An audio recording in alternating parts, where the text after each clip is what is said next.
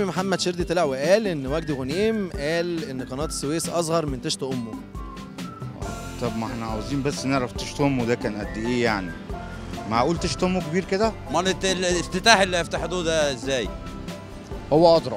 مجدي غنيم ده مين مجدي غنيم ده بس يا حاج؟ انا بقول لك وجدي غنيم. الطشت بتاعه ده يروح يستحمى فيه. كلام قبيح خالص ما ينفعش يتقال. قناه السويس اللي قعدوا يفحروا فيها بكذا لودر وقوموها على حيلها ووقفوها اصغر بطشت امه. ما طشت امه ده قد ايه؟ لو عنده حق في دي. عنده حق. اشمعنى؟ يعني طشت امه اكبر من قناه السويس. قناة السويس يعني في السويس، والسويس دي بلدنا يعني هي مصر. ما هو الطش دوت حاجه كان قديمه حضرتك، فهو ممكن بقى لسه عقليته في الطشت والحله والحاجات دي. ما يعرفش الطشت اللي استحمى فيه فعلا يعني.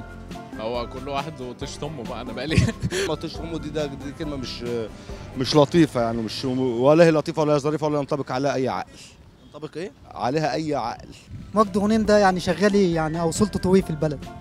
مش هو المسؤول عن قناة السويس ولا مسؤول عن ايه حضرتك؟ ايه يا عم وجدي ده؟ يا عم وجدي، يا عم وجدي اتقي الله يا عم وجدي. تعرف مين مجدي ده اصلا؟ انا عارف. هو تقريبا داعيه صح؟ تقريبا داعيه صح؟ انت بتكرر ليه؟ انت بتعمل صدى صوت لنفسك؟ تقريبا صح؟ للاسف مش قوي.